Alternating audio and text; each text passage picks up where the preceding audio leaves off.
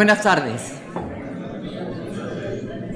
Hoy tengo el gusto de dar la bienvenida a esta esperada conferencia, se ve que es esperada, de don Alberto Bárcenas. Don Alberto es licenciado en Derecho por la Universidad Complutense de Madrid.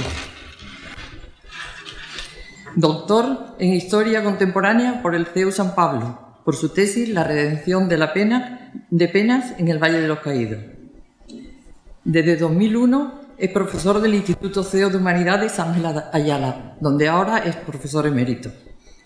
En las facultades de Derecho, Ciencias Económicas, Humanidades, Medicina de la Universidad San Pablo CEU ha impartido las asignaturas de Historia de las Civilizaciones, Historia de España, Historia Social de Europa, Claves de la Historia Contemporánea y Doctrina Social de la Iglesia.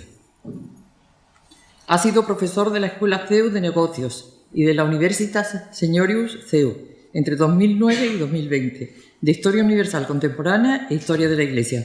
También allí impartió, a partir del 2011, seminarios sobre la masonería, con el título genérico Influencia de la masonería en la Edad Contemporánea. Entre su abundante bibliografía destacan los libros sobre el Valle de los Caídos y la masonería, como Los presos del Valle de los Caídos, que es el resumen de su tesis doctoral. La guerra de la Vendée, una cruzada en la Revolución. Iglesia y masonería, las dos ciudades. La pérdida de España, volumen 1, de la Hispania romana al reinado de Alfonso XIII. La pérdida de España, volumen 2, de la Segunda República a nuestros días. También ha participado en numerosos congresos, es un conferenciante prolífico y actualmente tiene un programa, actualmente y desde hace mucho tiempo, 12 años, tiene un programa en Radio María sobre la historia de la Iglesia. Don Alberto es un investigador riguroso. En el tema de la masonería continúa la línea de investigación y la labor de divulgación de don Ricardo de la Cierva y don Manuel Guerra, dos grandes referentes, estudiosos y conocedores del mundo y las actividades de este movimiento o sociedad, no sé cómo se le dice, en España. La conferencia de hoy nos acercará al magisterio de la Iglesia sobre la masonería y creo que será muy esclarecedora para los que muchas veces nos hemos preguntado sobre la compatibilidad de nuestra fe con esta sociedad secreta. Discreta le gusta llamarse a algunos, sobre todo ante los muchos pronunciamientos que realizan los que se declaran su pertenencia a ella y su fidelidad a la Iglesia Católica. Antes de terminar esta breve presentación, quiero dar las gracias a don Alberto por aceptar la invitación del Centro de Jerez de la Asociación Católica de Propagandistas para impartir y venir a nuestra ciudad a impartir esta conferencia. Muchísimas gracias, don Alberto. Tiene usted la palabra.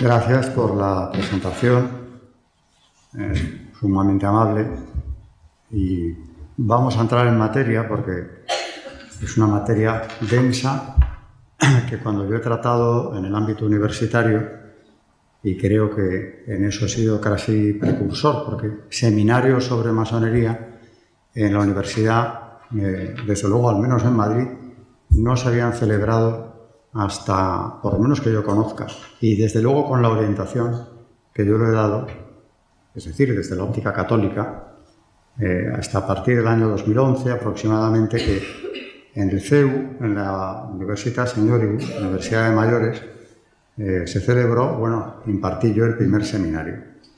Y tuve que dedicarle nada menos que 6 lecciones, en las que no se agotó el tema, evidentemente, pero nos podíamos permitir una mayor disertación sobre todos los aspectos que se podrían tocar. Aquí al hablar para la ACDP, la idea que me vino a la cabeza en primer lugar fue repetir algo que ya he venido haciendo en los últimos años, que es ceñirme al magisterio eclesiástico. Hace un par de años me pidieron en una parroquia de la Comunidad de Madrid que dejase clara cuál era la postura de la Iglesia, porque en aquella parroquia había, el alcalde del mismo pueblo había invitado a un grado 33, el señor Soriano, al que luego me referiré seguramente si hay tiempo, es el comendador del grado 33, supremo gran comendador del grado 33. Le había invitado a dar una conferencia y Soriano, siempre que va, pues sostiene la misma tesis. Y es que no hay ningún problema en cuanto a la doble pertenencia. Es decir, que se puede ser católico y masón sin ningún inconveniente. Lo cual es absolutamente falso. Bueno, en aquella ocasión, y como me lo pidió el párroco, y era hablar para católicos, y el señor en cuestión iba a venir, después de hablar yo, pues a las pocas semanas estaba programada la conferencia de él. Hice una conferencia muy parecida a la que pretendo que sea esta de hoy, Magisterio. ¿Qué han dicho los papas sobre la masonería? Desde el siglo XVIII, pues el siglo en el que se constituye la secta masónica en Londres, 1717, ¿qué han dicho desde entonces hasta hoy? Cuando digo hoy, además, es que es casi hoy, porque la última declaración de doctrina de la fe, es decir, de la Santa Sede, se ha producido de manera inesperada en el pasado mes de noviembre, el 13 de noviembre del 23. Nuevamente, doctrina de la fe se ha manifestado en el mismo sentido que lo viene haciendo desde hace tiempo. Concretamente, en noviembre de ese año, es decir, el pasado, lo que han hecho es confirmar la anteúltima condena, que también era de este organismo, de doctrina de la fe, pero siendo cardenal prefecto Joseph Ratzinger. Voy a leer esa declaración, la del 83, que es la que ha quedado confirmada posteriormente a finales del año pasado. Pero claro, eso es lo más reciente. Y luego también, si tenemos tiempo, voy a intentar hablar de la controversia que hay sobre el tema. Es decir, porque a pesar de las condenas y por muy oficiales que éstas sean, sigue habiendo todavía controversia, increíblemente. Incluso dentro de la propia Iglesia, la verdad es que son sectores minoritarios, pero existen, que se empeñan en seguir manteniendo un permanente diálogo con la masonería como si este no se hubiera celebrado. También lo comentaré porque el diálogo se dio y duró 5 años. No sé qué es lo que hace falta para que se enteren de que no es posible la doble pertenencia. Ese diálogo, también lo comentaré de paso, está entre las condenas porque acabó en una condena de la Conferencia Episcopal de Alemania en 1980. Pero si nos remontamos, y no me puedo remontar demasiado, pero si nos remontamos a las primeras condenas, que es el título de la conferencia, la más antigua de todas es de Clemente XII de 1738, in eminenti. Ahí lo que dice es que hay unas sociedades secretas en aquella época relativamente recientes, porque la masonería se había fundado en el 1717, y ya en el 38 del mismo siglo tenemos la primera condena. Y sintetizando, porque podría dar una conferencia sobre las primeras condenas, pero claro, no es el objetivo de hoy. Sintetizando lo que dice Clemente XII, viene a condenar la masonería con dos motivos o con dos grandes razones de peso. Porque califica a estas organizaciones o conventículos, como los llama en el documento, como peligrosos en dos aspectos. Para la tranquilidad de los estados, está denunciando una actividad de conspiración secreta, y es así, porque evidentemente el juramento y el secreto, claro que se han mantenido en la masonería, por más que desde hace un tiempo insistan en afirmar que son discretos, pero no secretos. Bueno, pues seguimos sin saber exactamente de qué se habla en las logias, pero hay indicios y otras veces hay documentos que salen de las propias logias en ocasiones que sí que nos indican que van en paralelo, por ejemplo, al debate político. Este sería un argumento como para, simplemente por esto, prohibirlo. Es decir, que Clemente XII no iba desencaminado cuando dice que ese es un argumento. Doy un salto en el tiempo y me voy del siglo XVIII al XIX. En el XIX a finales,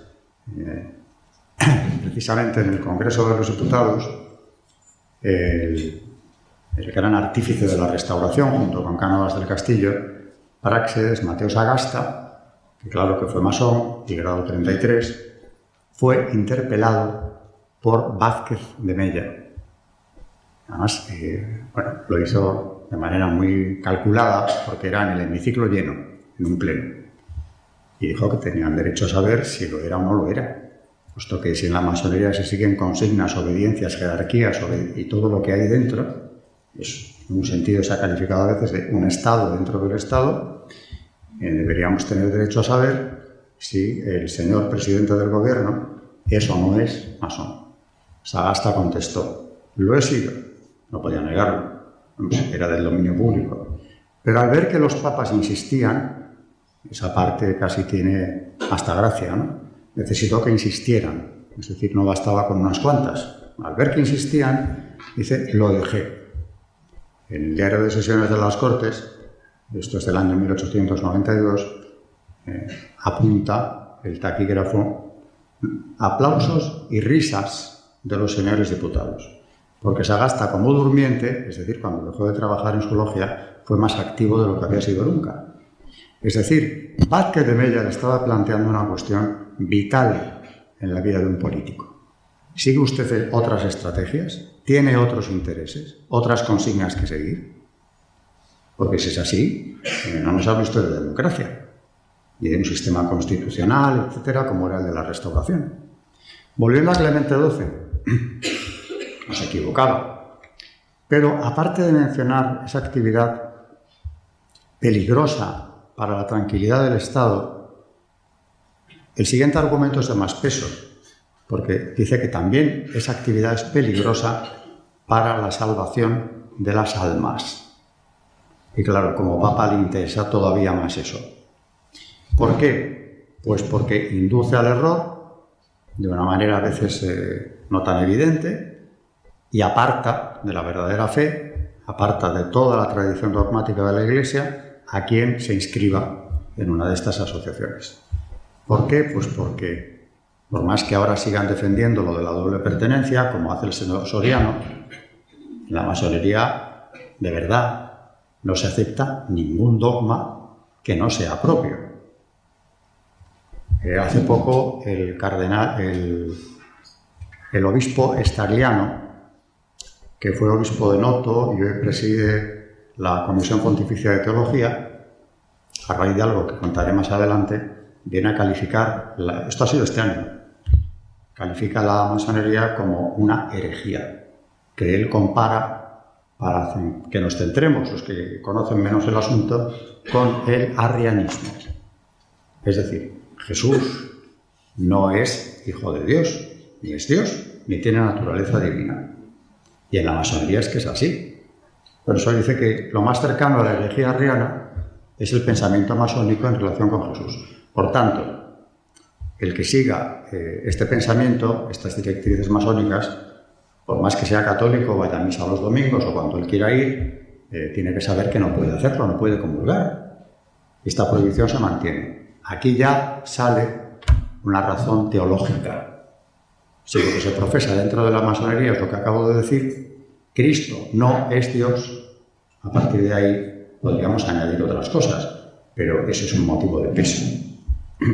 Después de Clemente XII, en 1751, Benedicto XIV viene a confirmar la condena anterior de su inmediato antecesor en 1751 con otro documento llamado Providas Romanorum.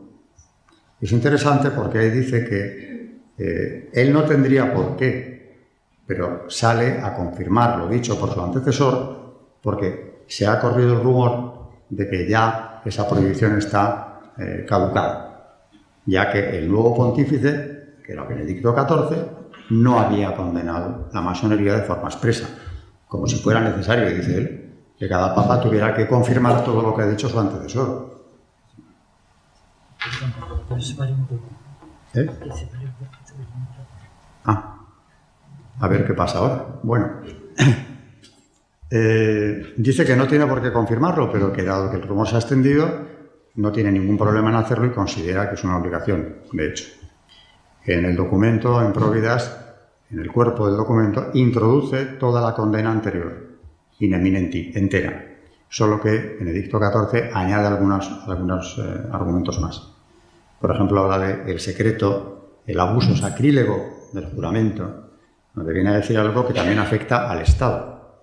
No se puede jurar secreto de las deliberaciones o decisiones que se tomen en las logias, como si ellos tuvieran derecho a escapar a las investigaciones del juez, de la justicia o de los organismos que tienen que gobernar el Estado. Cuando sean interrogados por lo que se ha debatido allí, por lo que se acordó, tienen que responder. Ese juramento es completamente inválido. Y acaba diciendo, vamos, en uno de los párrafos del documento, las cosas honestas buscan la luz.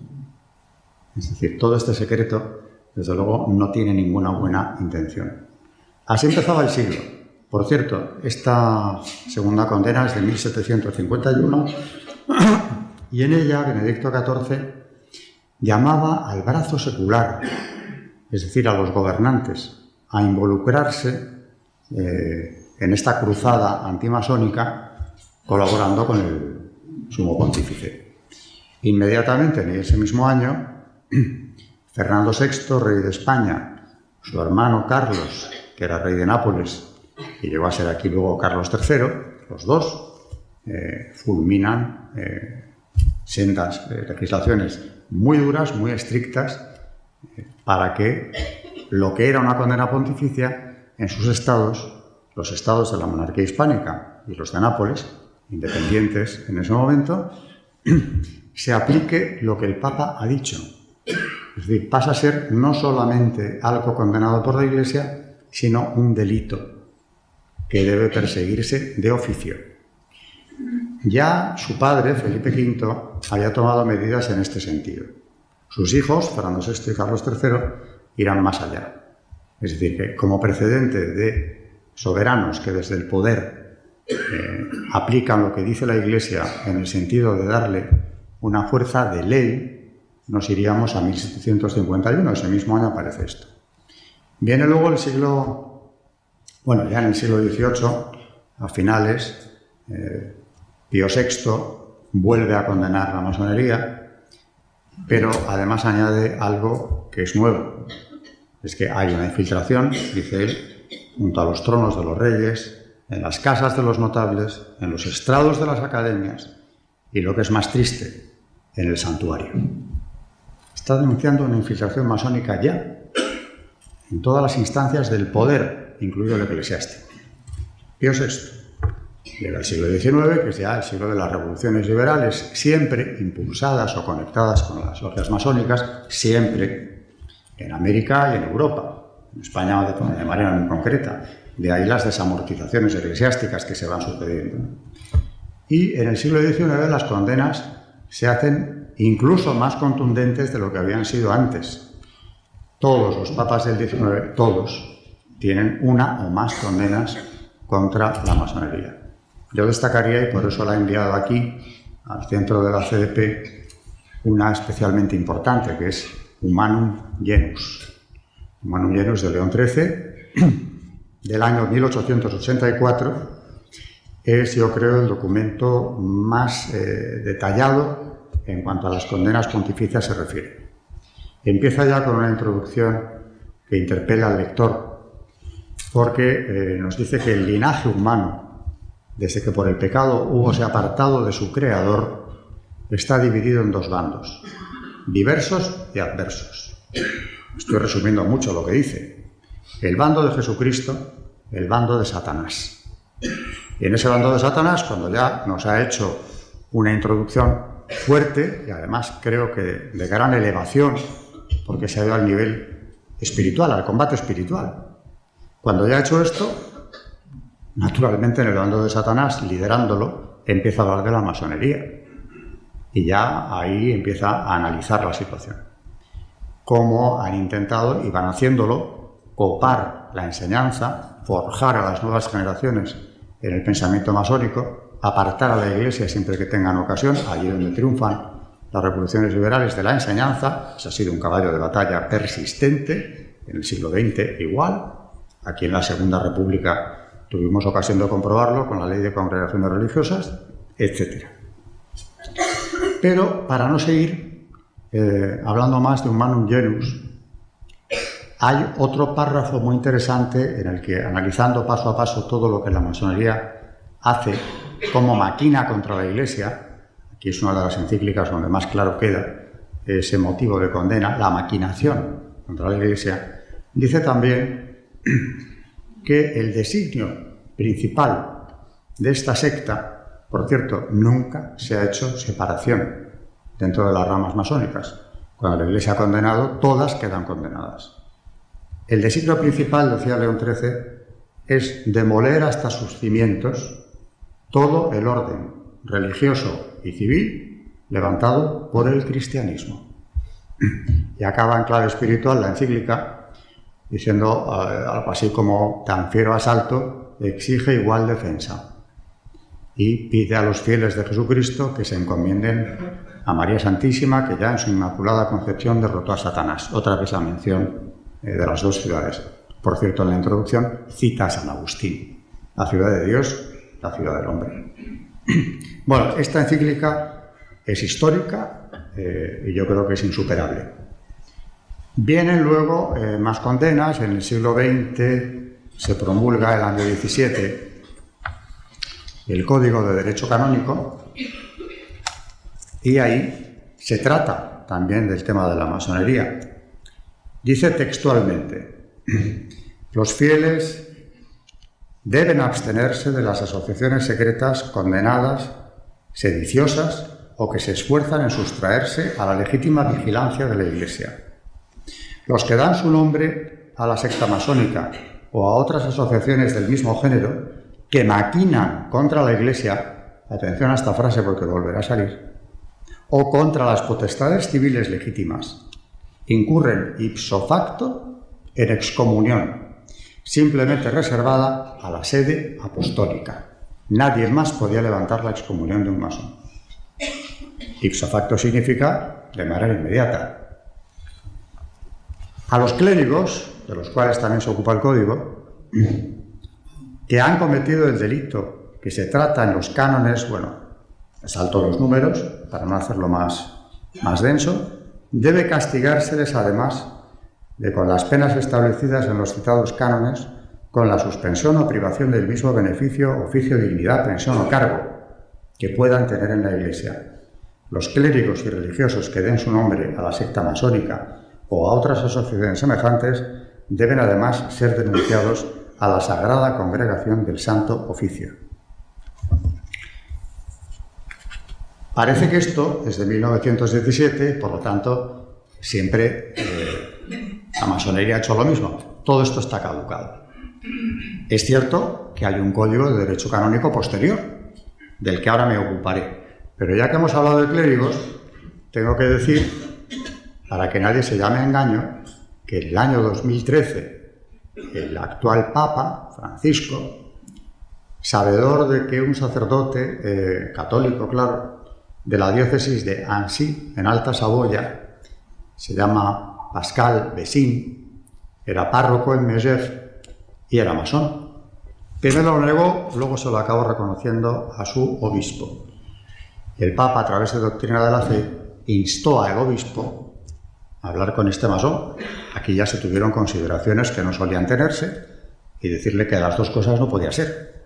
Él eligió ser masón. Nada más saber esta decisión, fue el Papa quien intervino y dijo que de momento quedaba suspendido. Una semana más tarde, porque es la fórmula que se ha seguido tradicionalmente, aparte de la suspensión, quedó excomulgado. Pascal Bessin, en España es muy poco conocido, en Francia más, porque en ese año y los siguientes lo llevaron por varias televisiones, etcétera, le dieron mucha publicidad y lo presentaron como una víctima de la Santa Inquisición. Bueno, ¿qué digo con esto? Que se aplicó el código, porque esto no está derogado con el del año 83. ¿Qué ocurre con el Código del 83? Bueno, pues que ciertamente, cuando habla de las asociaciones masónicas, no menciona la masonería expresamente, sino que se queda solamente en decir aquellas asociaciones que maquinen contra la Iglesia. El que se inscriba en una de ellas, dice, quien se inscriba en una de ellas merece una pena justa. Quien las dirige o promueve será castigado con entredicho. Pero, como no menciona de manera expresa la masonería, porque ese fue el criterio que se siguió, englobar a todas las asociaciones que maquinan contra la Iglesia, y para 1983 había ya unas cuantas, pues no se la menciona. Sin embargo, el prefecto de Doctrina de la Fe, Ratzinger, que ya le mencionaba antes, era el prefecto en ese año, se adelanta, en cuestión de horas, a la publicación del nuevo código y publica la declaración que ya he mencionado, 26 de noviembre del 83. También es conocida como la declaración Quasitum Est, se ha cuestionado. A esta sí le voy a dar lectura porque es breve. Se ha presentado la pregunta de si ha cambiado el juicio de la Iglesia respecto de la masonería, ya que en el nuevo Código de Derecho Canónico no está mencionada como lo estaba en el anterior de forma expresa. Esta Sagrada Congregación puede responder que dicha circunstancia es debida a un criterio de redacción, seguido también en el caso de otras asociaciones que tampoco han sido mencionadas, por estar comprendidas en categorías más amplias. Por tanto, no ha cambiado el juicio negativo de la Iglesia respecto de las asociaciones masónicas, porque sus principios siempre han sido considerados inconciliables con la doctrina de la Iglesia. En consecuencia, la afiliación a las mismas sigue prohibida por la Iglesia. Los fieles que pertenezcan a asociaciones masónicas se hallan en estado de pecado grave y no pueden acercarse a la Santa Comunión.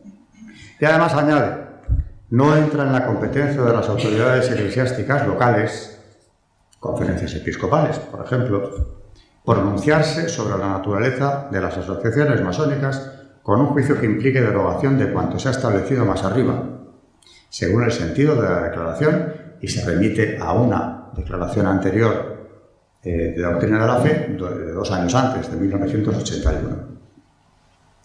El sumo pontífice Juan Pablo II, en la audiencia concedida al cardenal prefecto abajo firmante, Joseph Ratzinger, ha mandado que se publique. Roma, en la sede de la Sagrada Congregación de la Doctrina de la Fe, 26 de noviembre del 83. Bien. Parece que está bastante claro que esta es la situación. De todas las maneras, de manera sorprendente, es cierto que el Papa actual había suspendido y excomulgado luego a un sacerdote por ser masón. Posteriormente, impidió que un diplomático que el gobierno libanés pretendía enviarle a la Santa Sede como embajador se acreditara por el mismo motivo. Yoni Ibrahim no le dio el plácet, no podía acreditarse y explicó por qué, porque era masón. El gobierno del Líbano insistió, aduciendo que era un hombre idóneo, abierto, etc. Por segunda vez no recibió el plácet.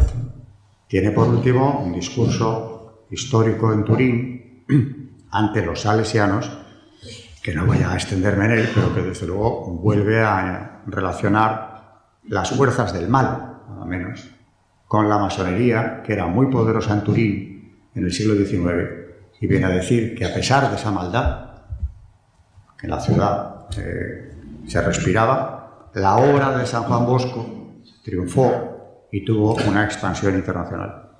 Con lo cual decía, no nos podemos desanimar.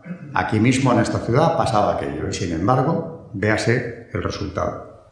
Es decir, que había tenido ya, digamos que pronunciamientos claros, pero no había ninguna documentación al respecto.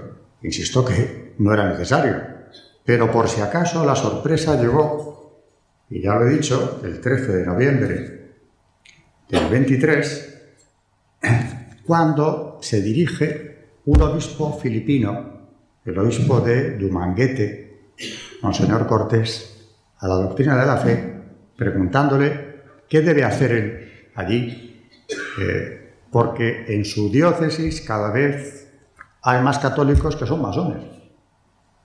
Ante lo cual, la respuesta no se hizo esperar. Por supuesto, la respuesta, como digo, que es una nueva declaración, igual de oficial que la anterior, 13 de noviembre del 23, dice: quienes conscientemente sean miembros de logias masónicas y hayan abrazado los principios masónicos quedan comprendidos en las disposiciones presentes de la citada declaración. Se había referido a la del 83. La está confirmando, es lo único que hace. Estas medidas se aplican también a cualquier eclesiástico registrado en la masonería. Y propone a los obispos de Filipinas que elaboren un documento y lo publiquen en relación con este tema de la doble preferencia. Aparte, les propone también una labor de apostolado, de adoctrinamiento en las parroquias, en el que tienen que implicarse los obispos de este país, dado que el problema allí estaba bastante generalizado. Esto fue una sorpresa, pero claro, hablaba antes de un cierto debate que está abierto hace tiempo. Yo diría que de forma clara desde el año 2016, cuando Monseñor Rabasi, que presidía el Consejo para la Cultura, Cardenal Rabasi, publica una carta abierta en Il Sole 24 Ore, abierta a los masones, al diálogo, diciendo que hay elementos o puntos en común, como por ejemplo que los fundadores de la masonería eran clérigos cristianos. Cristianos sí, católicos no, pero claro, se olvidaba Rabasi de decir algo importante. Cristianos serían, al menos de manera nominal, presbiterianos, anglicanos, pero es que sobre todo eran gnósticos.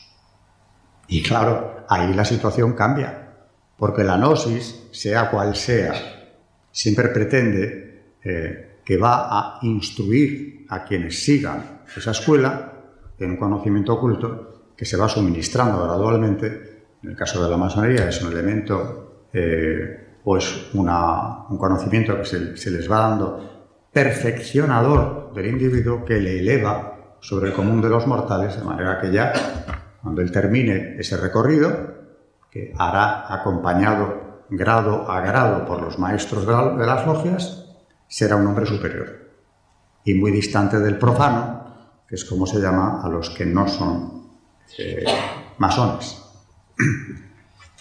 En definitiva, ahí Rabasi creó confusión y...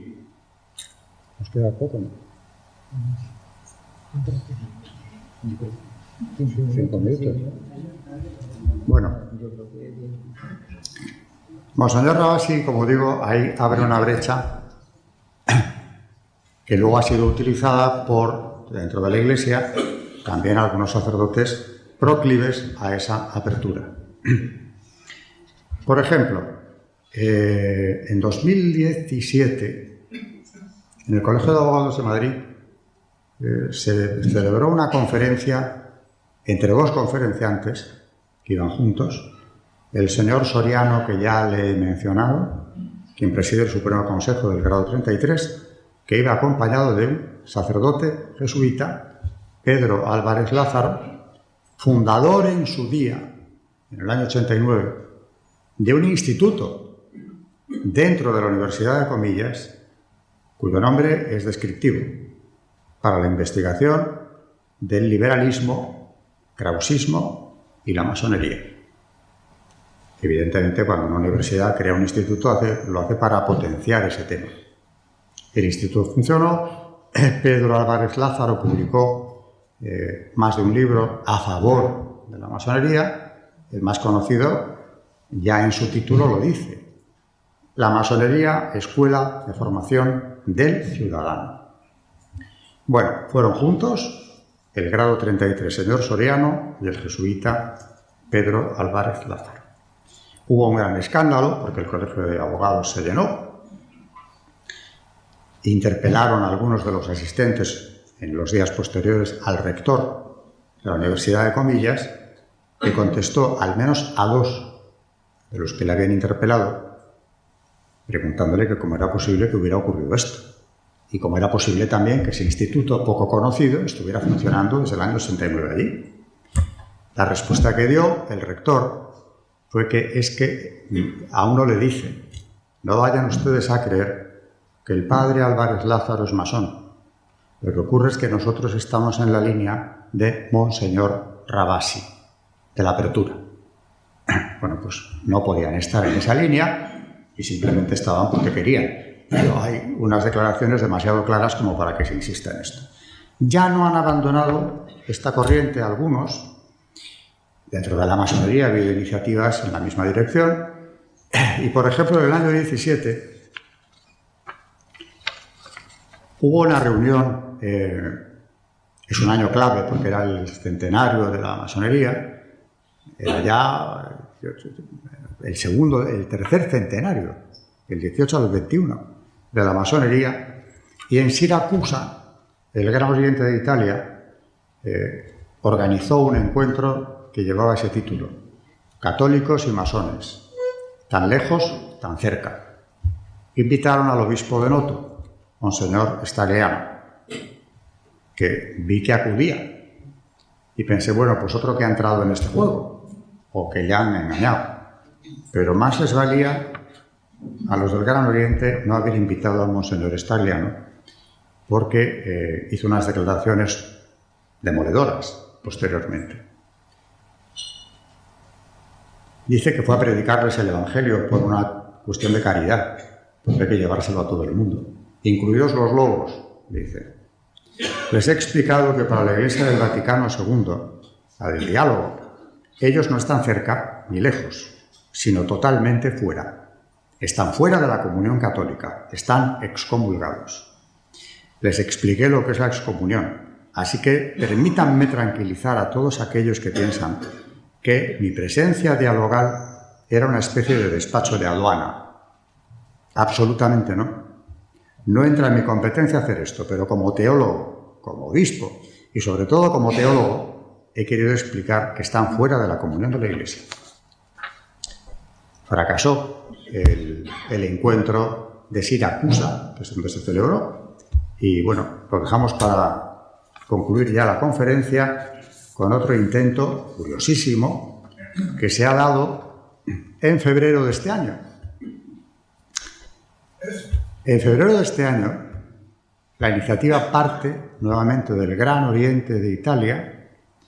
Promueven un encuentro con algunos prelados en Italia, al que acude, por cierto, el arzobispo de Milán. Bastante abierto a seguir, a pesar de la condena de noviembre. Pero también invitaron al cardenal Coco Palmerio, muy partidario de esa, incluso de mantener una mesa de diálogo. Claro que también es un cardenal que se ha caracterizado por posturas heterodoxas en muchos sentidos que aquí no vienen al caso porque nos alargaríamos. Pero no sé a quién se le ocurrió volver a invitar al Monseñor Stagliano, que ahora ya en este año no era obispo de Noto, no es obispo de Noto, pero es el presidente de la Pontificia Academia de Teología.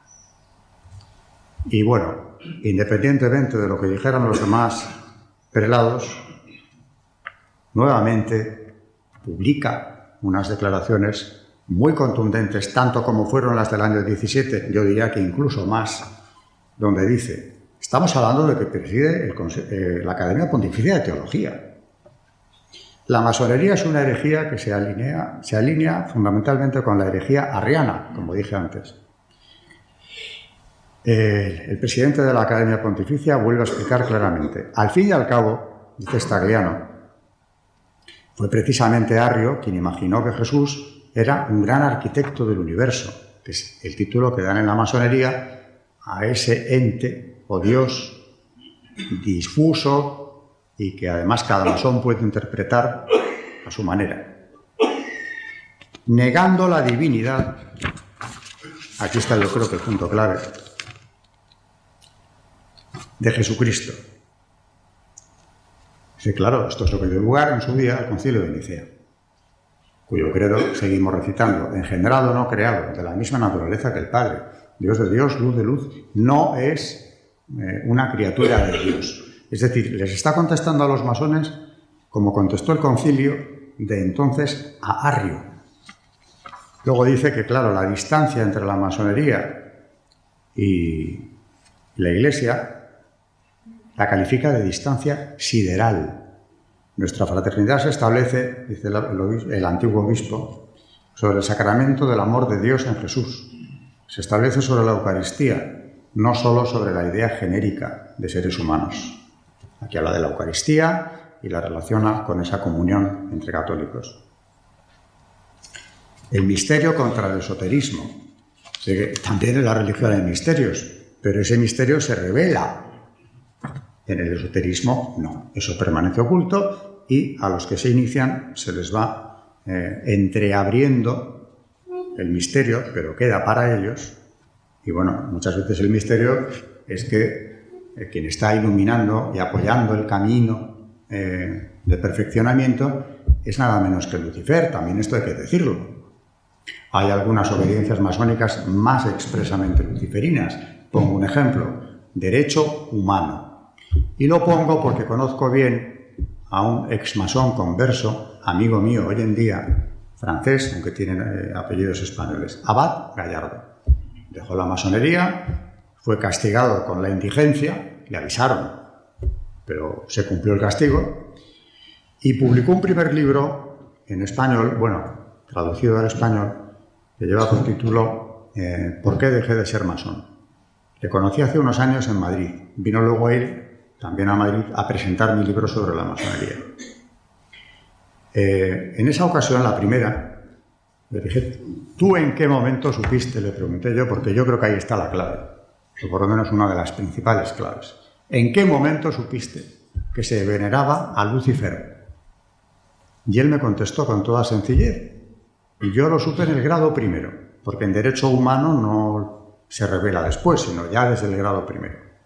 Pregunté al maestro de mi logia que cómo era posible esto, y le respondió que no debía preocuparse, porque era algo simbólico y solo se hacía una vez al año. Eso en el grado primero.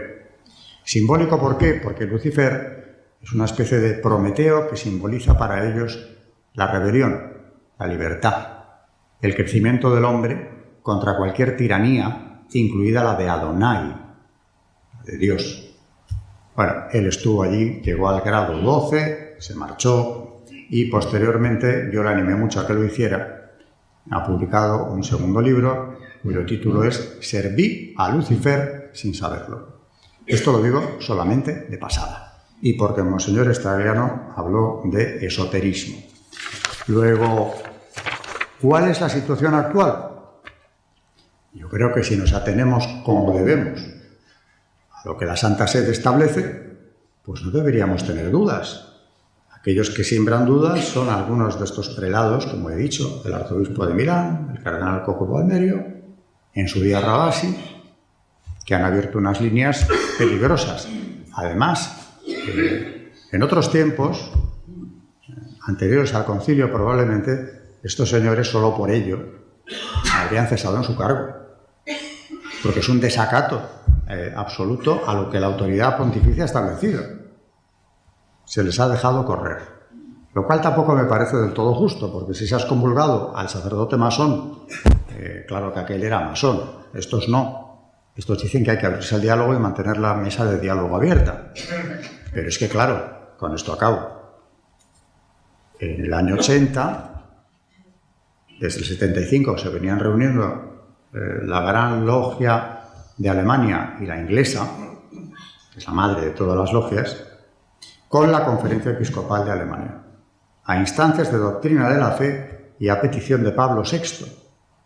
Porque también a él le llegaban ya en aquellos momentos de desconcierto preguntas de algunas conferencias episcopales, algún obispo norteamericano y sobre todo los escandinavos, que no sabían qué hacer con ciertos masones y no sabían si establecer diferencias. Algunas obediencias podrían ser aceptables dentro de la Iglesia, quizá o no.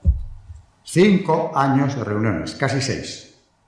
Muere Pablo VI, siguen el diálogo. Finalmente ya Juan Pablo II insta a los obispos a terminar con este diálogo y emitir un dictamen, puesto que han tenido mucha relación con estas grandes logias. La verdad es que no pudo ser más claro y demoledor el dictamen de unos obispos que han estado casi 6 años reuniéndose con las grandes logias. Estos sí que saben de qué va esto. El informe se llama la Declaración de los Obispos Alemanes.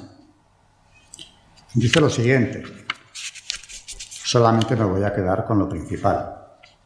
Entre la Iglesia Católica y la masonería se han mantenido conversaciones oficiales entre los años 1974-1980 por encargo de la Conferencia Episcopal Alemana y de las Grandes Logias Reunidas.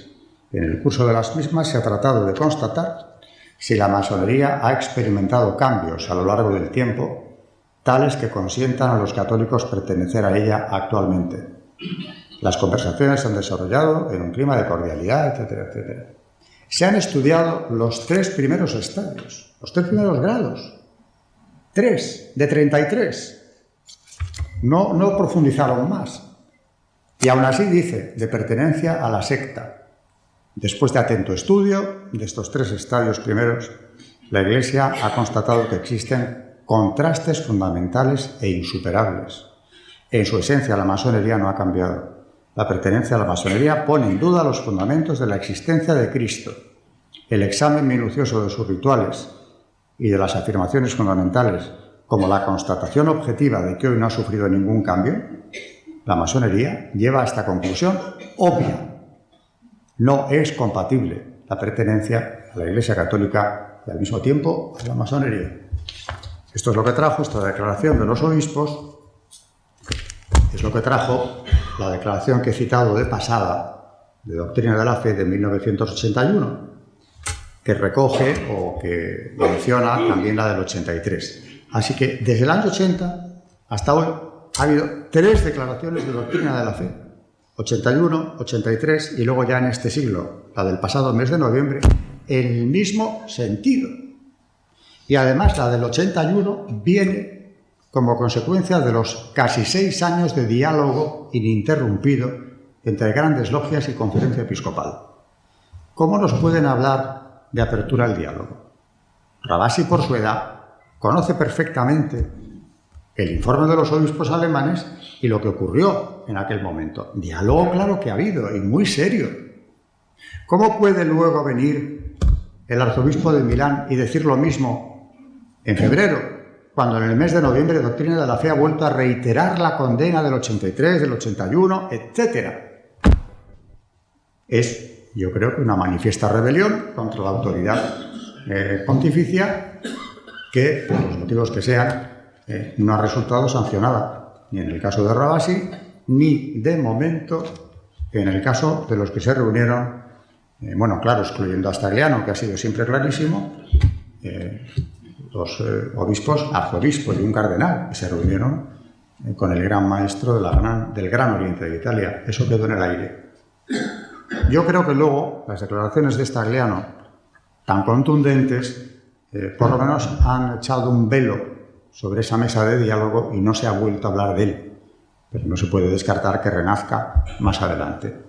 Esta sería, resumidísimamente, la posición, y me he querido ceñir exclusivamente a pronunciamientos de la Iglesia, pronunciamientos oficiales.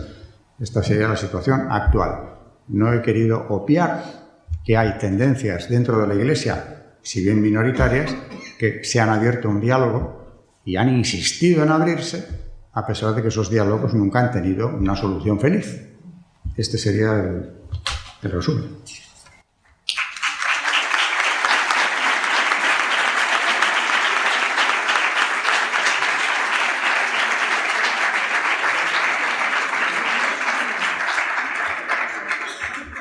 Ahora tenemos unos minutos para preguntas que me quieran hacer, preguntas o referentes para mí. No hay micrófono, pero tú tienes. Bueno, ante todo, darle las gracias por estar aquí, decirle que tengo todo cumplido. y no hay un vídeo en internet que yo no haya visto donde ya sale. Bueno, y como ha mencionado también a Ricardo de la Cierva, bueno, yo voy tras gustado. Yo puedo hasta Mariano Tirado Roda y toda esa gente que te... Bueno, pues le voy a hacer una propuesta y una pregunta.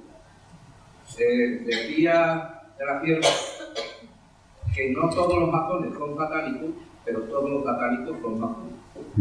A raíz de esto, la propuesta es que, ¿por qué no cuenta usted la anécdota que tuvo con Gonzalo, el gran maestre de la Gran Logia de España? Que, por cierto, el actual, el que ocupa un sitio hoy en día, es un senador del Partido Socialista, Sema Oleaga, que ha estado en 9 comisiones del Senado. 9 comisiones del Senado. Cuando usted cuente la anécdota, la gente va a entender por qué lo menciona. Bueno, es interesante también ver cómo la masonería en España trata de blanquearse todo lo posible desde hace ya años. Aprovechando el 17, con el centenario, etcétera, hubo varios parlamentos autonómicos que votaron resoluciones blindando la honorabilidad de la masonería. El Balear fue el primero, unánimemente, no hubo ni un voto en contra, todos los partidos estuvieron a favor. Y además piden en esa declaración que no se persiga ni ejecute por más tiempo a los masones. ¿Pero dónde se les ha ejecutado alguna vez por ser masones? Aquí es verdad que después de la Guerra Civil más de uno murió ejecutado, pero no por ser masón, porque la ley especial contra la masonería y el comunismo, que se juzgaban en el mismo tribunal, establecía pena de prisión menor para el masón, con circunstancias agravantes en su caso, pero jamás la pena de muerte. Bueno, pues han llegado a pedir eso, luego les han copiado algunos otros parlamentos autonómicos. Pero volviendo al tema de la actualidad. Perdón, y la segunda para que callar. ¿Y qué relación cree usted que tiene? También se habla mucho del tema de Ricardo de la Cierva, el Rotary Club con la masonería. Para luego, ¿no? Bueno, decía que el jefe de estrategia de Pedro Sánchez, Antonio Hernández, el sevillano Antonio Hernández, socialista, claro, hace 2 años es uno de los pocos masones que ha reconocido que lo era, el jefe de estrategia. No pasa nada. Y posteriormente, el ministro Torres, en la Memoria Democrática, ha recibido en su despacho, recién nombrado ministro, al señor Soriano, a quien preside el Supremo Consejo del Grado 33, que lo he mencionado ya varias veces, como un acto oficial de respaldo. Y este mismo ministro es el que ha dicho que hay que llevar a la enseñanza, a los centros docentes, la enseñanza de la masonería. Nada menos. Meterlo en los colegios, en cualquier nivel de la enseñanza. Esa es la situación actual. Y en el caso de Tom Sarobe, efectivamente hace ya, en el año 2014, me invitaron a un almuerzo coloquio en el Foro de Madrid, Tercer Milenio, que se reunían, no sé si lo harán aún, en el Club Financiero de Madrid. Era una cosa entre amigos, me lo propusieron unos alumnos de la Universitat Señor Eusteu, y yo fui, bueno, bastante tranquilo. Pensé que era una cosa mucho más pequeña y me encontré con que había un almuerzo como para 80 personas o más. Y al entrar, se me acercó el señor Sarobe, a quien yo no había visto nunca, se presentó y dijo: soy el gran maestro de la Gran Logia y del Gran Oriente, porque en España están unidos. No lo era, pero lo había sido. No me gusta esta convocatoria, espero que más adelante podamos hablar. Yo di la charla que se me había pedido, porque siempre que hay estos almuerzos o cuando los había, había un invitado que pronunciaba una conferencia y luego había debate, preguntas o lo que fuera. Cuando acabé de hablar, le pasaron el micrófono al señor Sarobe, que naturalmente me llevó la contraria todo lo posible, muy contundentemente, que se presentaba o presentó a la masonería como la asociación que había traído libertad, democracia, fraternidad, etcétera, etcétera. La Revolución Francesa era otra suya. Y en esto, entre los asistentes estaba la directora de la Universitat Señorius, que había organizado muchos de mis seminarios de masonería y había asistido a la mayoría de ellos. Me había oído describir en más de una ocasión lo que recoge el gran experto en masonería, don Manuel Guerra, sacerdote y profesor universitario que ha muerto hace 3 años, que es el ritual de paso al grado 29 en el rito escocés, antiguo y aceptado. Bueno, el ritual en sí consiste en que el que accede a ese grado, bueno, entra en la logia, el templo de la logia con los ojos vendados. Cuando está ya en el centro le quitan la venda, en el altar, porque hay una especie de altar, está la figura de Baphomet, cualquiera que lo haya visto, y si no, lo pueden buscar en internet, está muy divulgada la figura. Tiene cabeza de macho cabrío, cuerpo, o sea, torso humano con ambos sexos, patas de macho cabrío de nuevo y alas. Es una imagen del demonio en la cultura occidental muy reconocible. Se encuentra con eso el que está entrando en este grado. Y una vez que le ha visto, ha entrado en procesión, Baphomet. Una vez que le ha visto, delante de ese altar, tiene que elegir entre la cruz cristiana o la cruz de Baphomet, que tiene forma de X. Tiene que pisar la cruz cristiana, primero con el pie izquierdo, luego con el derecho, y ya después de eso se venera, junto con los demás masones, a Baphomet. Pero es que en la orden Illuminati, que existe y es poderosísima en los Estados Unidos ahora, acabo de tener un testimonio del hijo de unos amigos que viene de allí, con graves problemas con ellos, porque se los ha encontrado en su profesión.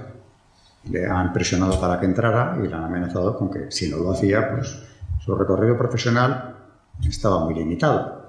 Me dejó asombrado porque yo no me imaginaba semejante poderío en ciertos sectores de la economía, ¿no? Bueno, no sé qué ha sido de este chico porque no le veo hace meses. Pero en la orden Illuminati, en el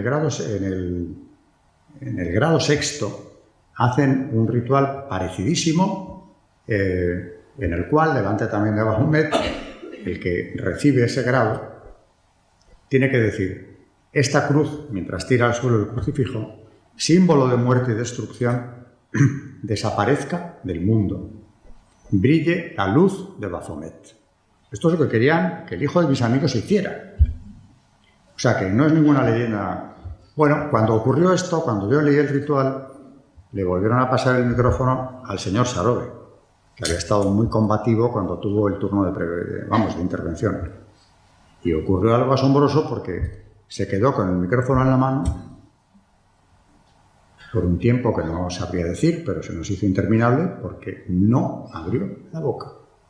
Se quedó como fulminado por un rayo, me miraba con una expresión difícil de explicar. Le dimos mucho margen. Bueno, yo no dije nada, pero el resto de los organizadores esperaron pensando: aquí sí que va a ser una respuesta contundente. No hubo respuesta. ¿Qué conclusión tengo yo que sacar de esto?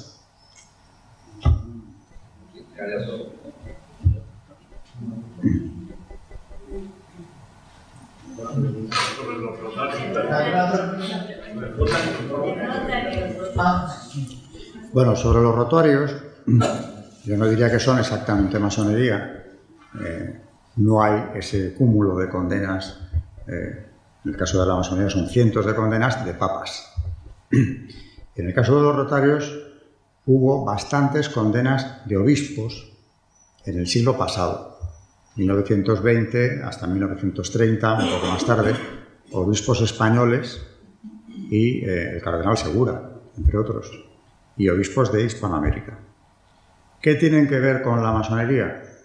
En primer lugar, el fundador del Rotary Club, Paul Harris, era un señor norteamericano, masón.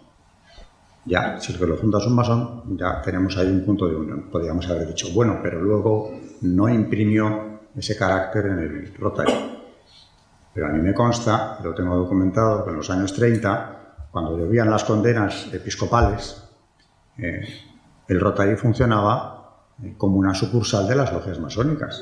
Es más, en la documentación que se incautó a las logias masónicas en la Guerra Civil, se ve como los rotarios van siguiendo instrucciones clarísimas de la masonería.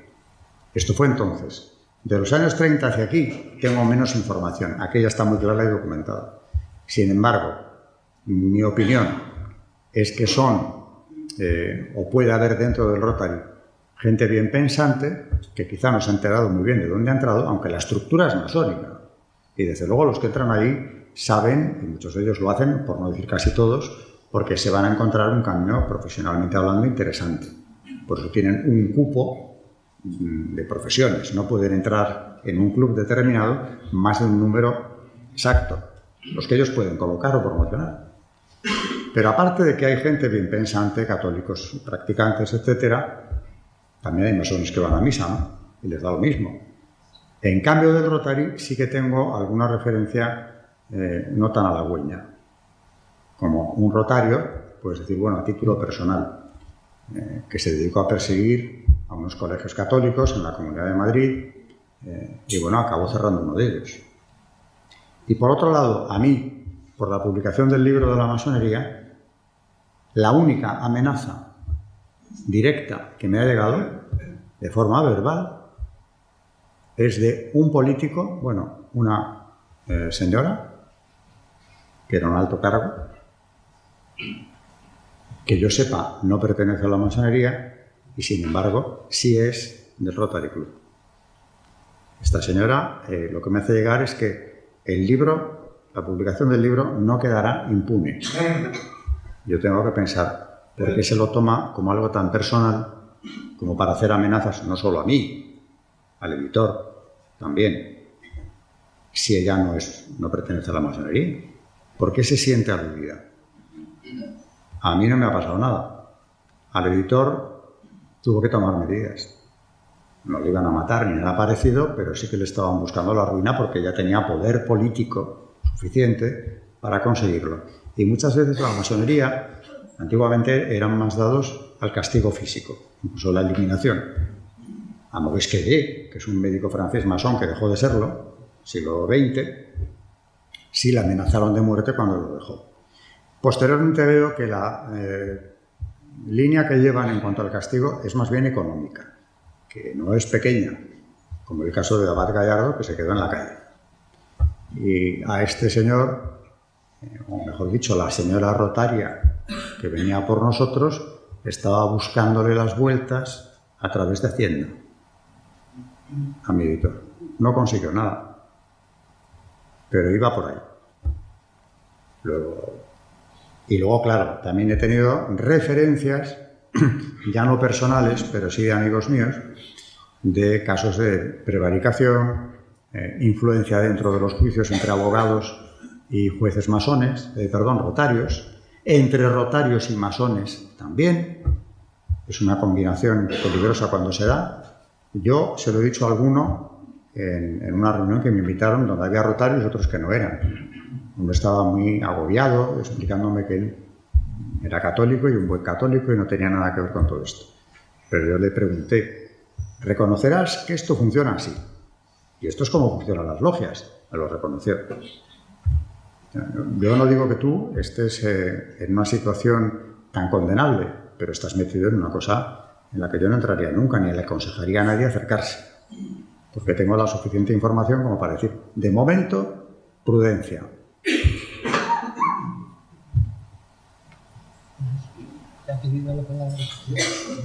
Sí, quería aprovechar que usted ha publicado un libro sobre el movimiento francés de la Vendée. Y tengo un amigo mío que es francés. Y pues me gustaría que nos dijera si en aquel momento hubo algún tipo de influencia de la masonería en la represión de la Vendée. Y lo mismo en Inglaterra cuando se fundó el movimiento Scout.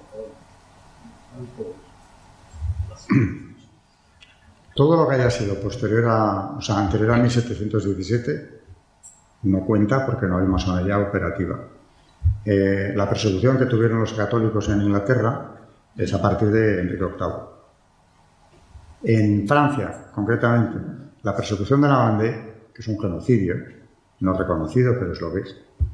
Claro que influye la masonería, porque ¿quién persigue a los vendeanos? Pues principalmente el Comité de Salud Pública.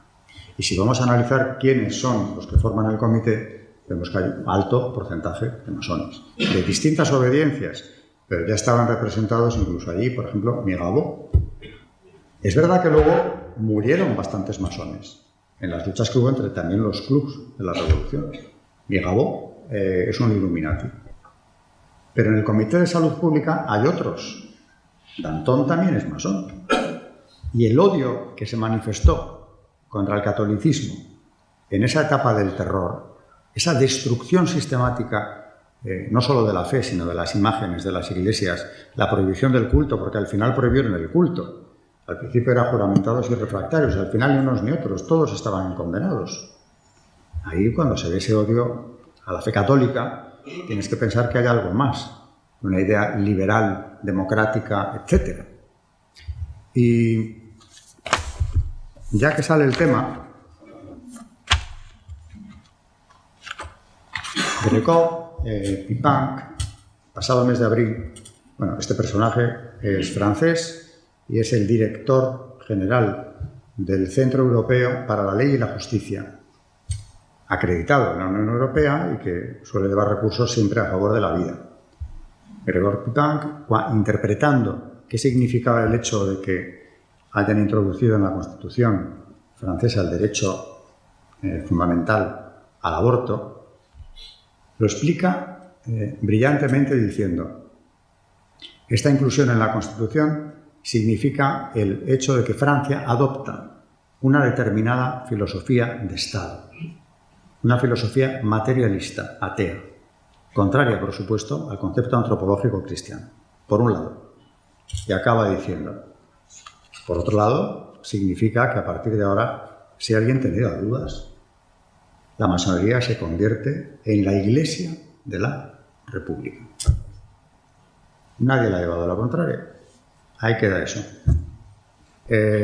Claro que en Lavandé tuvo que ver eso, ese odio a la fe que se manifestó, y no solo en Lavandé. Por ejemplo, la represión en Lyon fue terrible, en otras regiones de Francia también. Es que se inventaron el delito de fanatismo. Fanatismo era que ibas a misa. Eran ya misas clandestinas, claro. O habías asistido a procesiones. Y por el delito de fanatismo podías ser condenado a muerte. Ahí, si no hay una fuerza preternatural que mueva al legislador o a los tribunales populares, no se entiende qué es lo que pasó. Bueno, yo no quiero ser satanista, pero es que eso ocurre aquí en España. ¿Cuál? La persecución ya de los cristianos. Y los cristianos estamos muy cobardes. Y lamento tener que decir, pero estoy en casa de un obispo. Es que los obispos y los cardenales serían los primeros que tendrían que estar diciéndolo continuamente. Y son cobardes, y yo como cristiano también, pero somos cobardes desde arriba. Bueno, yo... No me va a decir que sí, porque no. En relación con eso, tengo que decir que los grandes, hay dos grandes diagnósticos que vienen de la cabeza de la Iglesia y tenemos que volver a hablar de Benedicto XVI. Horas antes de convertirse en Papa, pronuncia una homilía histórica donde habla de dictadura del relativismo. Dictadura. ¿No es? Bueno, claro, es lo que... un momento. Cuando habla de dictadura del relativismo, deja caer que ahí está la gnosis, entre otras cosas. Y que ya había dicho Juan Pablo II que el que se adhiere a la verdad con firmeza no resulta creíble ya desde un punto de vista democrático. Eso ya lo había dicho Juan Pablo II. Benedicto XVI habla de lo que ya es una dictadura. No te puedes salir de ese marco. Pero es que pasan unos años, entre el 5 y el 20, cuando ya es Papa emérito en su biografía autorizada, en el año 2020, el epílogo lo hace él. Bueno, es una entrevista que le concede al biógrafo. Y ya ella habla de otra cosa.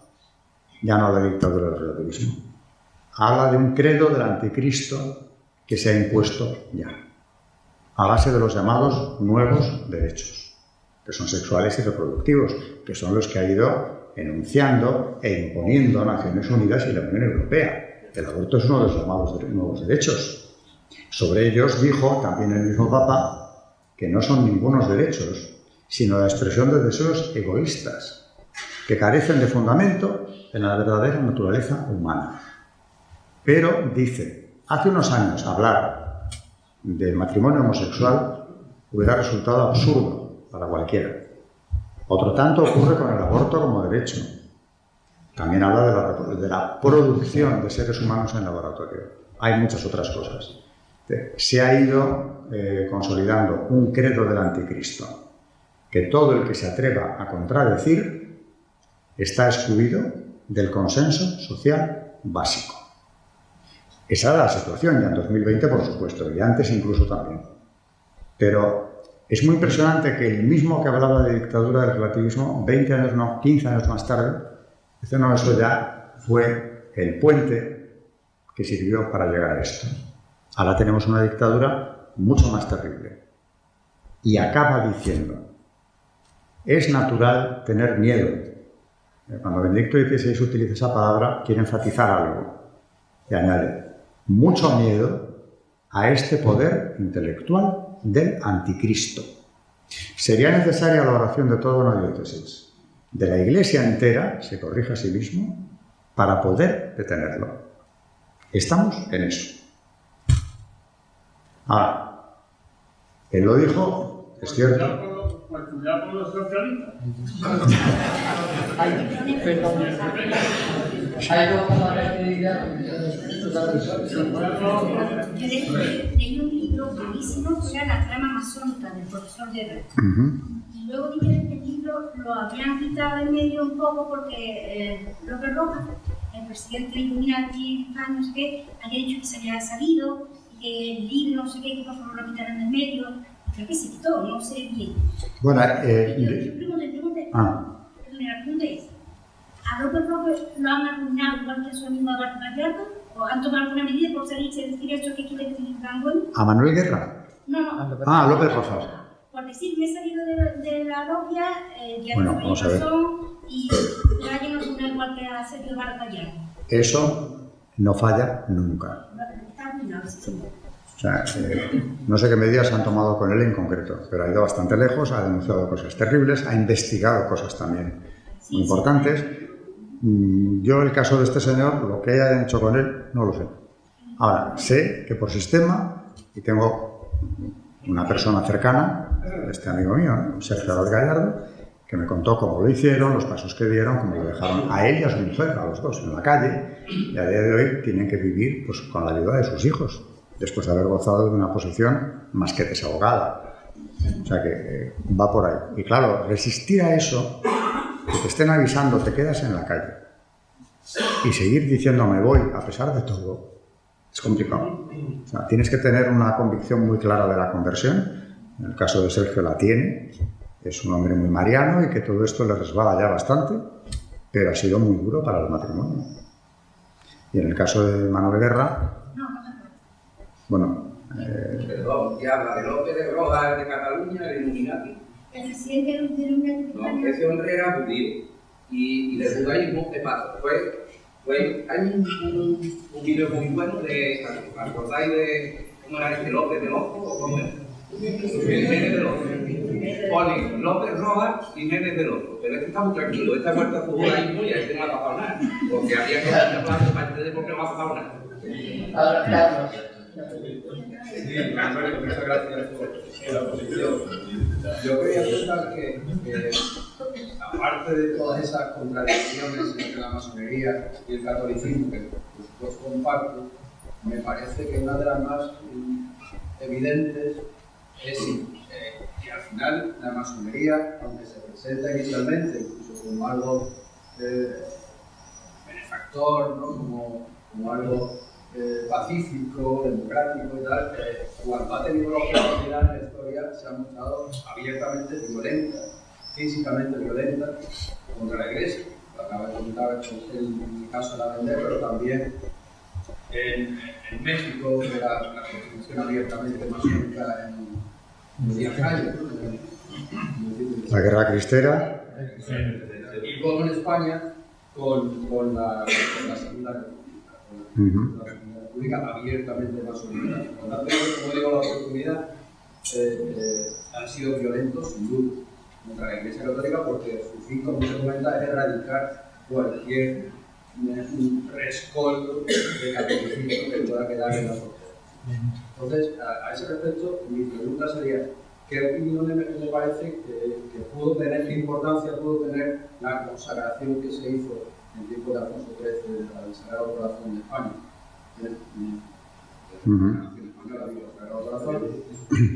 qué importancia puede tener la renovación que se ha hecho últimamente como para que puedan estar Dios como masones?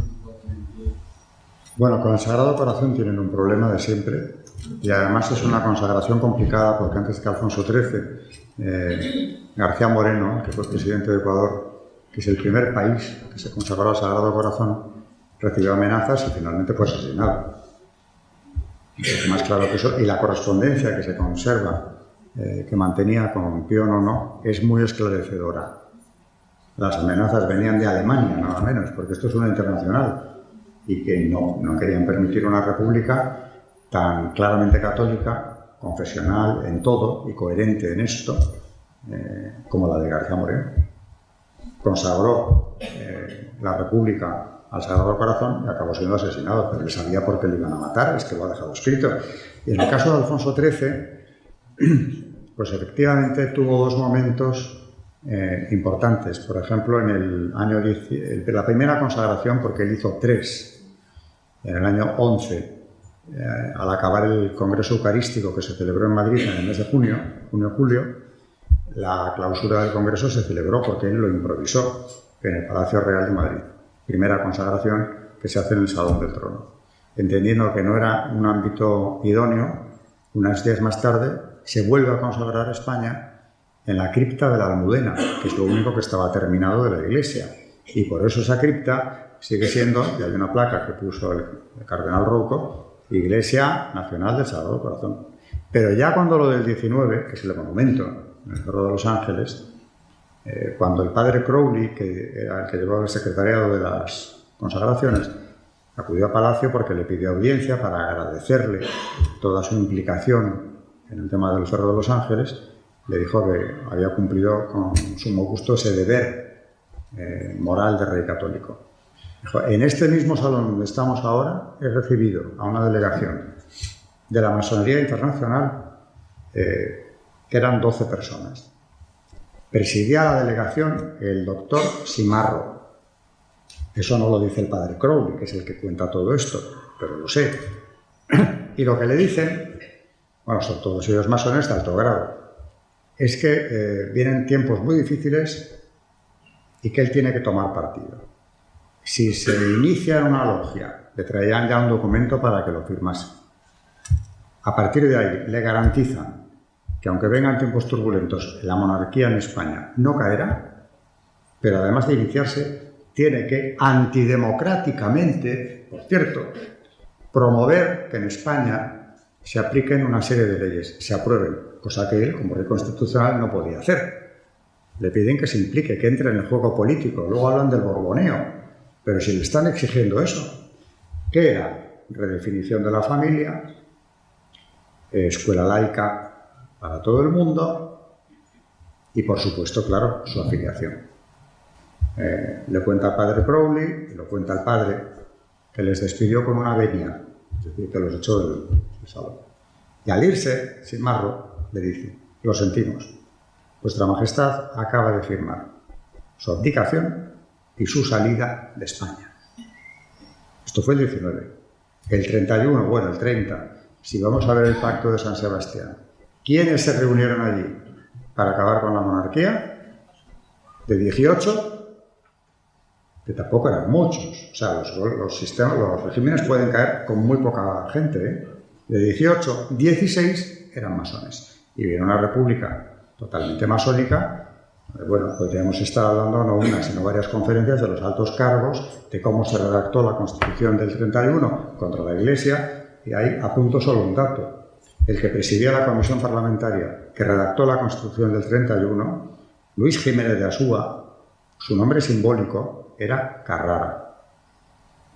Esto está documentado. Y pertenecía a la gran logia regional del centro. El secretario también era masón. Más de la mitad de la comisión eran masones. Y cuando había que tratar de los temas relativos a la religión se reunían solos. Así salió la Constitución que salió. Y en el 33 viene el desarrollo de esa Constitución en temas como es la de congregaciones religiosas. Acaban con la enseñanza católica definitivamente en España. Hay una encíclica de Pío XI, Dilectissima Nobis, donde denuncia la persecución religiosa que ya en el 33 se está sufriendo vía legal en España contra el catolicismo. ¿Por qué? Porque gobierna la masonería. Tardaron tanto, porque en medio tuvo la dictadura de Primo de Rivera y no lo hacen antes. Vale. Tenemos la última palabra pedida. Y Ignacio. Quería agradecerle y felicitarle porque realmente es una delicia escucharlo. Yo quería saber su criterio, su opinión, en qué grado de infiltración en estos momentos podemos, cree usted que tenemos a nivel político, empresarial, judicial, digamos, los grandes poderes del Estado de la masonería, que a veces parece desde fuera que también todo se culpa a la masonería, o quizá la masonería ha creado la idea y eso ha empapado al resto de la sociedad. Pero me gustaría saber su opinión en la masonería realmente a nivel, digamos, Político. ¿Qué grado de infiltración tiene en este momento? ¿Qué grado de poder tiene? Es que vamos a ver, están las dos cosas. El pensamiento masónico ha penetrado en el pensamiento occidental desde hace ya mucho tiempo. Ese relativismo es un hecho. Los nuevos derechos que se han aceptado vienen de organismos intervenidos por la masonería. Los organismos internacionales, Naciones Unidas puede llegar a tener, según en qué momentos, más de la mitad de los funcionarios pertenecientes a la masonería. Y ha sido así desde el año 48. O sea que claro que ha permeado. Y aparte de lo que el masón de logia, digamos, esté haciendo en política, luego está lo que se llama, con sarcasmo, masones sin mandil. Es decir, no se han iniciado, pero están haciendo el juego porque les interesa. Y o bien hacen ese juego o su carrera política no tiene recorrido. Y luego por encima de eso está lo que se llama la gobernanza mundial. ¿Dónde están? Organismos internacionales que ya he mencionado. Naciones Unidas, Unión Europea y luego, claro, cosas mucho más escandalosas. Organizaciones privadas, como eso del Foro de Davos o el Club Bilderberg, donde se toman decisiones que nos afectan a todos de manera nada democrática. Porque vamos, que unos señores que se reúnen, los del club o los de Davos, me da igual, una vez al año toman decisiones, acuden políticos, financieros, etcétera, y de ahí salen hasta la subida del precio del petróleo, una crisis económica que hay que provocar, una guerra que hay que provocar también, decisiones catastróficas que se asumen con absoluta naturalidad. ¿Qué peso tiene la masonería en el Bilderberg? Bueno, tan importante como que hay 3 núcleos concéntricos, 3 círculos. En el núcleo central, el que toma las decisiones, tienen que ser masones todos, a día de hoy. En los círculos externos no tienen por qué. Esas son las llamadas organizaciones pantalla. Que claro, ha sido un invento genial de la masonería, porque al aceptar a personas que no pertenecen a ninguna logia, dan una imagen de mucha mayor transparencia y además tienen acceso a muchos más grupos dentro de la política. Pero el gobierno lo sigue llevando, el comité rector, en el caso del Bilderberg, el comité directivo, que es masónico entero. Y en Davos pasa 3/4 de lo mismo. ¿Cuál es el objetivo final? Algo que ya soñaban los Illuminati de Baviera, su fundador, Adam Weishaupt, establecer un gobierno mundial. ¿Para hacer qué? Entre otras cosas, un mundo completamente nuevo en el que no quede resquicio del cristianismo. Los Rosacruz, que son el precedente inmediato de la masonería, una secta que no tuvo tanto éxito del siglo XVII en Alemania, en uno de sus manifiestos dice: hay que dejar el mundo como Adán lo encontró, es decir, sin vestigio de cristianismo. Y, por ejemplo, hablando de la manipulación masónica, en un manual que me facilitó un amigo mío hace un año. Manual de masonería, editado en Barcelona en 1871. Manual para que lo siguieran los maestros en las iniciaciones. Me llamó la atención, aunque ya don Manuel Guerra lo había publicado, la interpretación que la masonería le da al letrero que nuestro Señor tiene en la cruz, INRI. Esto es típico de la masonería, que es la tergiversación de la verdad. Dice el manual, aunque dicen que ellos no se meten con los católicos y que todo muy bien, no hay ningún problema, el manual. Pero al llegar ahí ese pequeño detalle, dice que INRI no es Jesús Nazareno, rey de los judíos, sino Igne Natura Renovatur Integra. El fuego renueva toda la naturaleza, que viene a ser lo que decían los Rosacruz. Hay que destruirlo todo. Palabras de paso de la masonería. Ordo ab caos. El orden vendrá del caos. Primero hay que destruir. En el caso que nos ocupa, ¿qué es lo que hay que destruir? La Iglesia católica. La católica. Las otras caerán solas, si ya casi se han caído. Pero la católica, que ha sido el bastión a por el que han ido desde que se fundaron, bueno, pues ha sido atacadísima. La Iglesia Ortodoxa es antimasónica también. La Iglesia Ortodoxa condenó a la masonería clarísimamente, la ortodoxa griega. Y luego hay iglesias protestantes que también, los metodistas, por ejemplo.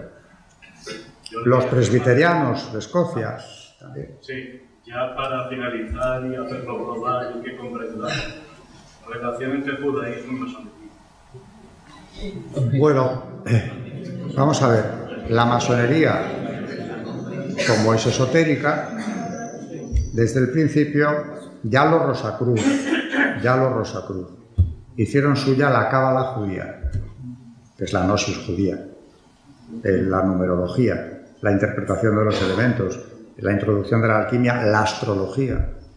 Toda la cábala, que además es un lenguaje secreto, ya desde los Rosacruz está incorporada a la secta secreta, con la masonería por supuesto también, pero bueno, eso es la cábala. En relación con los judíos, en un primer momento la masonería no aceptaba judíos, pero ya en el siglo XIX, que empiezan a entrar, antes de que se les permitiera, ellos constituyen en Estados Unidos una masonería judía, solo para judíos, que es la B'nai B'rith, los hijos de la alianza. Es la obediencia masónica más numerosa del planeta y tiene dos sedes principales. Una está en Washington, la otra está en Israel. Masonería aparte, pero es que luego me da igual. Vamos a la Gran Logia de Inglaterra, siglo XIX. Lord Rothschild no era de la B'nai B'rith, y si lo era, era de dos, porque de la Gran Logia de Inglaterra también era. Y es el que pacta con el gobierno inglés el establecimiento de un hogar judío en Palestina. La declaración Balfour. Balfour, que es un ministro de la corona, le escribe una carta que además se publicó en el acto al jefe del sionismo y masonería sí que han ido de la mano, al jefe del sionismo en el Reino Unido, una carta en la que le dice simplemente esto: todavía existía el Imperio Otomano. ¿Cómo estás tú disponiendo de un territorio que era Palestina, perteneciente a ese imperio, para crear ahí un hogar judío? Porque han dispuesto de los países, de los estados y territorios como han querido. A mí lo que me llama la atención era la austeridad de que esta carta sea pública. Si todavía no se había firmado ni los tratados posteriores a la Primera Guerra Mundial y ya estaba establecido esto.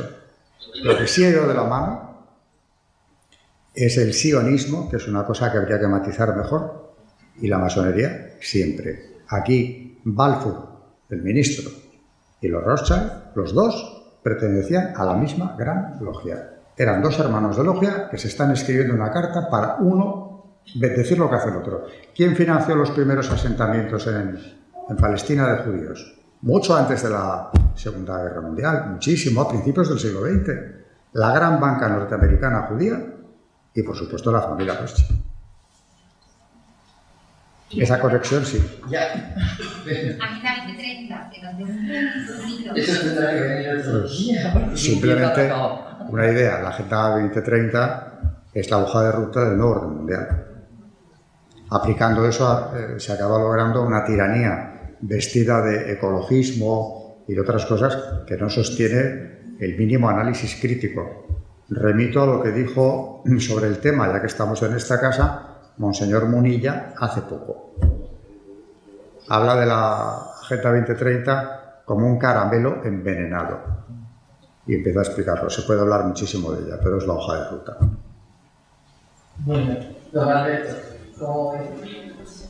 totalmente interesante, interesados todos en el tema. Muchísimas gracias por venir. Ha sido muy esperado y ha merecido la pena.